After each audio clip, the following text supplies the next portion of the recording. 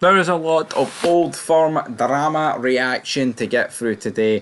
Dujon Sterling, Chris Sutton, Chris Boyd, etc. etc. We're going to react to it here on Fog Football. Welcome back to the channel. It was a action-packed day yesterday. Got an SPFL review show planned for later on the night. Guess there's no real rush considering the fact we are in the middle now of an international break. The first international break since November.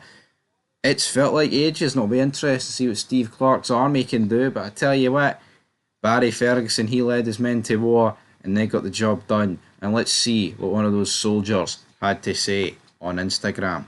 Moving in to some more old firm fallout. We have got big Dujon Sterling posting to Instagram. It may not look like anything, couple of slides, couple of images, but then if you actually read it, Dujon Sterling said, and I quote, "Huge shift by everyone today at that shithole. It doesn't get much better. There's more to come, Jers. Blue heart and a goal." Damn.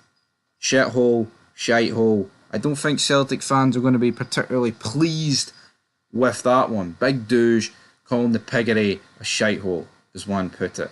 Tell you what, Dujon Sterling, why is this guy injury prone? I wish he was in the team every single week. But that's what Dujon Sterling had to say. You know what, man? This is what needs to be done. You know what I mean? I think both sets of fans, and Derby should be calling each other stadium shiteholes and players as well, man. This is what it's all about. If you don't like this, then I don't think this game's for you, my friend. But let's see what Chris Sutton had to say. And I quote, "Superb advert for the Scottish game. Egan Manny took his goal superbly and deserved of winning any game. Bottom line is the gap at the top is 13 points with 8 games left. I know who I'd rather be. Fair play to Rangers, who play well when the pressure and expectation isn't on them. ... So,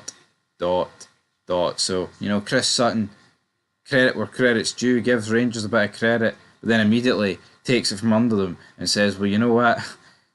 There was no pressure and there was no expectation." And that is obviously going to hang over Rangers, you know what I mean? I touched on it recently.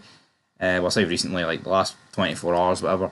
It's like Rangers, they need to make this count next season. The first Old Firm game at Ibrox, right? None of this going 5, 6, 7, 8, 9 points behind. And then, get a manager in November, sack him, blah, blah, blah.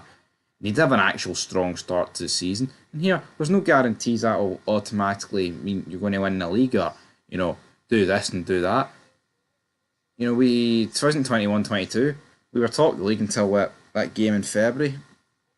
And then Celtic won 3-0, Hatate with a goal, and it was an awful first half performance, But the reality is, you see, giving yourselves this mountain to climb season upon season of being like loads of points behind, it's far from ideal. As for the whole advert, yeah, good game for Scottish football, and Egan Manny with an absolute thunderbolt of a strike. I really, really hope, man, I'm getting on my hands and knees here. I hope Egan Manny, hope this turns around his wee spell there where he went without a lot of goals. He's obviously been called up to the Moroccan team. I hope he can fire a few goals in for them. But anyway, we'll move on to a bit of banter between Chris Sutton and Chris Boyd. But of course, Sutton, he was left frustrated. He was speaking about Callum McGregor. He said, and I quote, "They missed his leadership. They missed his quality more than anything. In the first half, they never found a rhythm in the middle of the park. I've got to say, Naroki coming in, I thought he had a fantastic game. But you didn't see them in full flow all game. Rangers go away with all 3 points. But if you're in that Rangers dressing room, how do you feel? You've beaten Celtic twice this season.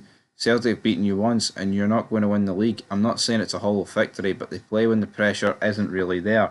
Celtic kicked themselves today. Callum McGregor is an organiser and a thinker. He makes everything look so easy. Not taking away anything for Arnie Engels, but he has to get to that level."